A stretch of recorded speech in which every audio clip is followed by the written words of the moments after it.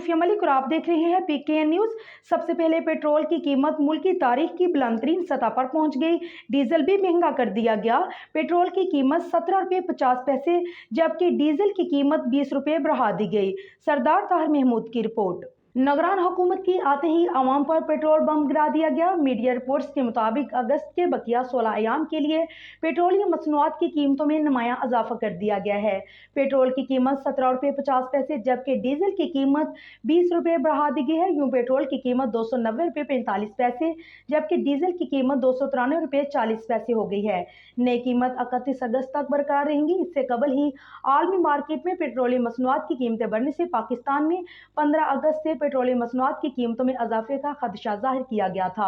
Media report में यह भी बताया गया है कि आलमी मार्केट में पेट्रोलियम मसनूआत की कीमतों में इजाफे से खाम माल की कीमत $86 से $91 फी बैरल तक पहुंच गई है, जबकि खाम माल पर $2 फी बैरल प्रीमियम चार्जेस अलग होंगे।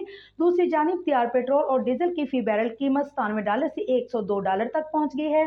कहा गया है कि अगर कीमत यही रही तो पाकिस्तान में पेट्रोल की कीमत में 15 रुपये फी लीटर इजाफे का इम्कान है, जबकि डीजल की कीमत में 20 रुपये फी लीटर इजाफे का इम्कान है। वाज़ेह रहे कि मुल्क में 15 अगस्त से पेट्रोलियम मसनूआत की कीमतों में नुमायां इजाफे का इम्कान था।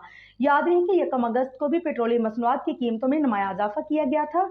1 अगस्त को हाई स्पीड डीजल 19 रुपये 90 पैसे महंगा किया गया था, जिसके बाद नई कीमत 273 रुपये 40 पैसे हो गई थी। पेट्रोल की कीमत में 19 रुपये 95 पैसे इजाफा किया गया, जिसके बाद पेट्रोल की नई कीमत 272 रुपये 95 पैसे हो गई थी।